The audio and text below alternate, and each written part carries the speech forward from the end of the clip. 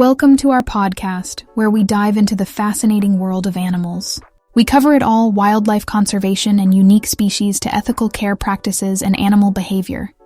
Whether you're an animal lover, a pet owner, or just curious about the natural world, join us for insightful discussions, expert interviews, and fun facts about the creatures we share our planet with. Please tune in and discover something new about the incredible animals surrounding us. Okay, so we're diving into these excerpts you've got from the University of Arkansas, Beef Cattle Production Guide. Right. And wow, there's some serious gold in here for anyone looking to raise cattle in Arkansas. It's a really comprehensive guide. It is. And today, we're going to zero in on the stuff you're most interested in, like you said, breeding health and making it all work in the market. Yeah, those are really the key things to focus on if you want to be successful in Arkansas. For sure. So right off the bat, the guide breaks beef production down into three main categories. Cow-calf backgrounding or stocker, and then finishing. Right. But it seems like Arkansas is really well suited for those first two. Absolutely. Arkansas is like a haven for cow-calf and backgrounding operations. You've got all this amazing forage, just perfect for those systems. So it's all about the forage. Pretty much. Okay, but let's talk about those adorable feeder calves heading to auction. What makes certain calves really stand out to buyers? Well, the guide actually breaks down all the factors that come into play. When a buyer's looking at a calf, they're considering its frame size, how much muscle it has its breed, and even something as small as whether it has horns or not. Interesting. And I've always wondered, why is there a price difference between steer calves and heifers or bulls? Yeah, so steers actually tend to get a better price because they produce leaner meat. Oh, that makes sense. And people generally prefer leaner beef. So from a buyer's perspective, steers are kind of a safer bet. It's fascinating how consumer preferences really drive the market. Totally. And that's why it's so important to really understand what buyers are looking for. It's not just about raising any cattle. It's about raising cattle that people want to buy. That's a really good point. Now, the guide also delves into the world of purebred herds, which I've always found kind of mysterious. Yeah, purebred herds are really interesting. They're all about improving the breed as a whole. So how does that work exactly? Well, purebred breeders, they're laser focused on selecting cattle with the best possible traits. And they're not just talking about one generation. They're thinking long-term, making sure those traits are passed down through generations. It's like they're shaping the future of the breed. Exactly. And they've got some pretty high-tech tools to help them do it. Oh, really? Like what? Well, one of the big ones is something called EPDs, or expected progeny differences. EPDs. Okay, I've heard of those, but I'm not really sure what they are. So basically, EPDs are like genetic report cards for cattle.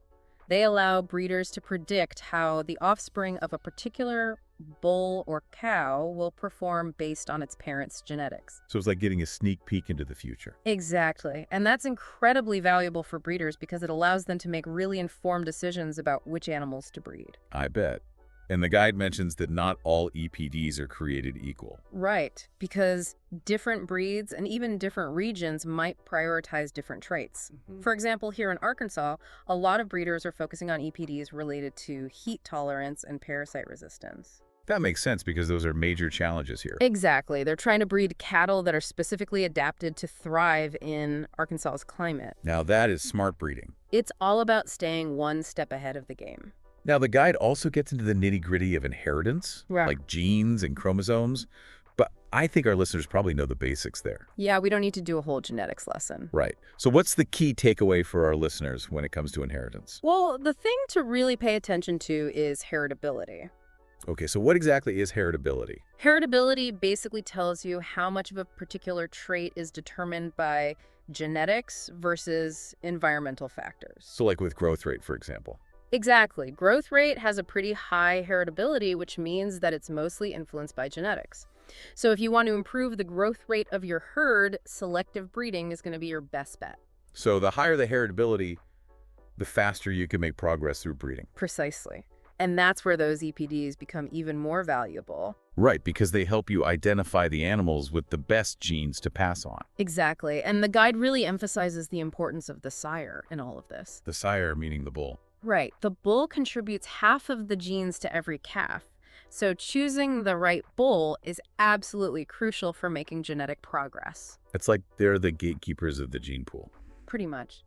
And speaking of breeding, the guide talks about different mating systems, but I think the most important ones for our listeners to understand are outbreeding and crossbreeding. Okay, so outbreeding is when you breed animals that are not closely related. Right. And crossbreeding is when you breed animals from different breeds. And these methods are so important because they lead to something called hybrid vigor. Hybrid vigor. That sounds intense. What is it? So hybrid vigor, also known as heterosis, is this amazing phenomenon that happens when you crossbreed different breeds. Basically, the offspring end up being healthier and more productive than either of their parents. So it's like they get a boost from having a more diverse genetic background? Exactly. And this translates to real economic benefits for ranchers. Like how? Well, for one thing, calves produced through crossbreeding tend to have higher weaning weights. We're talking like 10 to 15% higher. Wow, that's significant. It is. And heavier calves mean more money in your pocket at sale time. So it seems like crossbreeding is a no-brainer for Arkansas producers. It's definitely a powerful tool. And the guide talks about something called breed complementarity, which is a fancy way of saying you want to choose breeds that complement each other's strengths and weaknesses. So you're strategically matching breeds to produce the best possible offspring. Exactly. For example, you might choose one breed that's known for its excellent maternal instincts and cross it with another breed that's known for its superior meat quality. So you're essentially combining the best of both worlds. Precisely. And the guide emphasizes that you don't want to overcomplicate things. Right, keep it simple. Exactly. You want to choose a crossbreeding system that's manageable for you and that aligns with your goals and resources. Practicality is key. Absolutely. And that's something to keep in mind as we move on to the next essential element of cattle production, making sure your cattle have access to the most important nutrient of all. Water. You got it. Yeah. It's kind of easy to forget just how important water is. Oh, it's absolutely crucial. But the guide really lays it out. I mean, we're not just talking about keeping them from being thirsty. Right. It's about so much more than that. Exactly. Yeah. It's about making sure they're healthy, productive, Yeah. performing at their best. And it's easy to overlook water, especially in a place like Arkansas.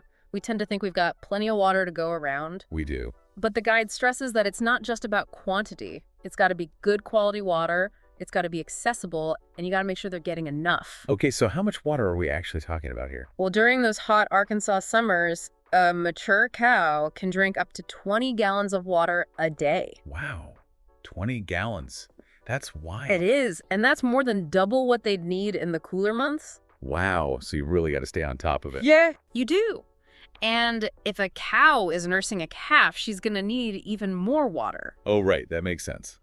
So providing enough water sources is obviously key. Absolutely. And you got to make sure those sources are easy for them to get to. No point in having a water trough they can't even reach. Exactly. And then there's the whole issue of water quality. Yeah, the guide mentions that too. Because even if you've got plenty of water, if it's contaminated, it can do more harm than good. So what kind of things should people be looking out for? Well, one example is blue-green algae. You might see this in ponds sometimes. Oh, yeah, I've heard of that. And it can be toxic to cattle. So that's definitely something you want to avoid. So how do you even know if you have that? Well, that's why it's so important to get your water tested regularly. That way you can catch any potential problems early on. Better safe than sorry. Exactly. Prevention is always cheaper than treatment. Okay, so we've covered water. Let's move on to minerals. Another essential aspect of cattle nutrition. The guide goes pretty deep on minerals. And rightfully so. Minerals are crucial for everything. They play a role in growth, reproduction, immunity, you name it. Like they're the tiny building blocks of a healthy herd. Exactly. And the guide specifically calls out phosphorus as being a really important mineral for cattle. Phosphorus. Okay. Okay. Why is that one so important? Well, phosphorus is essential for things like bone health, energy production, and even milk production in cows. So it's especially important for those mama cows. Exactly. And the thing is, a lot of pastures in Arkansas are naturally low in phosphorus. So supplementation is key. Exactly. You got to make sure those cattle are getting enough phosphorus to meet their needs. Now, is it just as simple as giving them more of a certain mineral?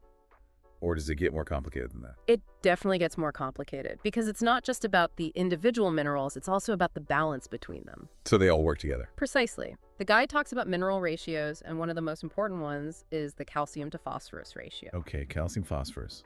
What's the deal with that ratio? Well, calcium and phosphorus, they kind of have this love-hate relationship. How so? Well, they both need each other, but if you have too much of one, it can actually interfere with the absorption of the other. Oh, so it's like a balancing act. Exactly. And getting that balance right is crucial for things like bone health and reproductive efficiency. Interesting. So what happens if the balance is off?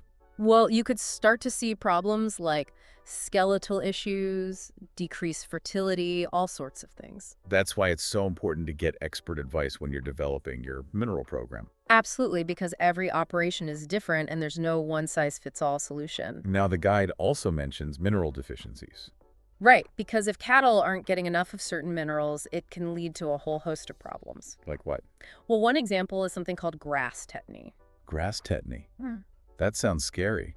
What is that? It is pretty serious. It's caused by a magnesium deficiency, and it can actually be fatal. Oh, wow. Yeah. So how do you prevent that? Well, making sure your cattle have access to a good mineral supplement that includes magnesium is the best way to prevent it. So again, it all comes back to that balance. Exactly. Making sure those cattle are getting all the nutrients they need in the right amounts. Okay, so we've talked about water. We've talked about minerals. What about vitamins? Well, the guide mainly focuses on the fat-soluble vitamins, A, D, and E. Okay, and those are important for... They're essential for a whole range of bodily functions. Like wow. vitamin A is crucial for vision. Oh, wow. I didn't know that. Yeah, and vitamin D helps with calcium absorption, which we know is important for bones. Right. And then vitamin E is a powerful antioxidant.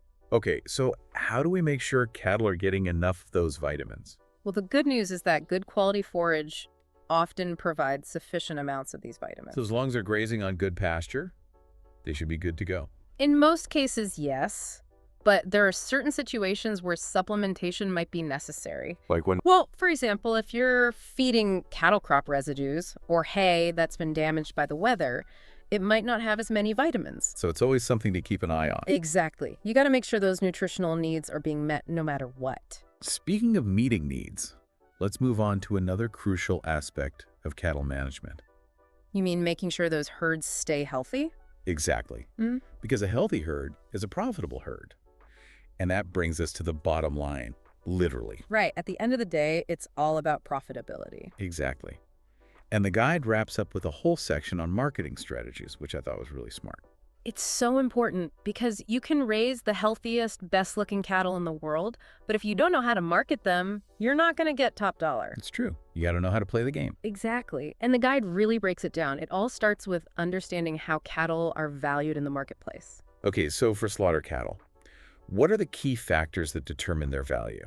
Well, it really comes down to the quantity and quality of the beef they produce. Makes sense. Yeah. So how do buyers actually assess that when they're looking at a live animal? The guide points to a few key indicators, things like muscle thickness, frame, score breed composition. Okay, so those all make sense. Yeah. But the guide also mentions color. Yeah, believe it or not, color can actually influence the price of a calf. Really? I never would have thought of that. It's all about perception. Certain breeds have a reputation for producing higher quality beef, and those reputations often translate to higher prices. So it's like brand recognition, but for cattle. Exactly. And then there's the whole black hide thing. Oh yeah, what's the deal with that? Well, a lot of people associate a black hide with Angus genetics. Right, Angus beef is supposed to be the best. Exactly.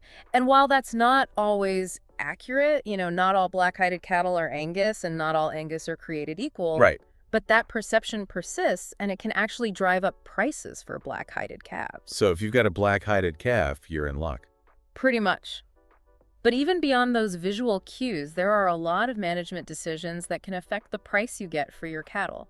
Like what, for example? Well, one big one is castration. Okay, so steers versus bulls. Right. Steers tend to fetch a higher price because, like we talked about earlier, they produce leaner meat. Right. But there's no real weight gain advantage to leaving a bull intact. So it's a trade-off. Exactly. You have to weigh the potential price premium against the cost and labor of castration. Makes sense. Yeah. What other management factors come into play?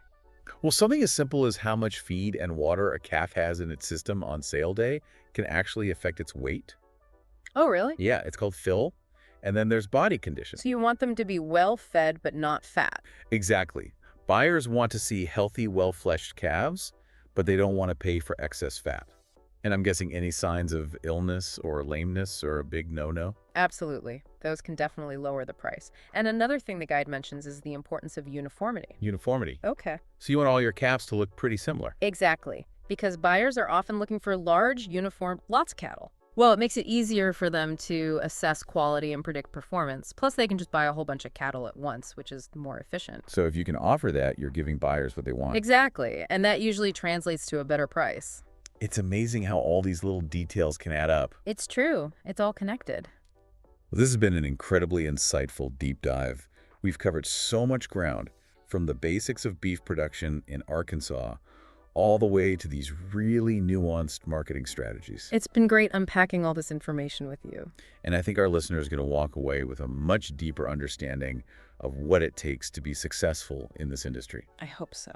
It's all about making informed decisions every step of the way, from choosing the right genetics, to managing your herd effectively, to marketing your cattle strategically. And never stop learning. Exactly. This industry is constantly evolving, so you got to stay ahead of the curve. Precisely. But at the end of the day, it's all about producing high-quality beef in a way that's sustainable for both the environment and your bottom line. Couldn't have said it better myself. Well, that's a wrap on this deep dive into beef cattle production in Arkansas. Thanks for joining us, and we'll catch you next time.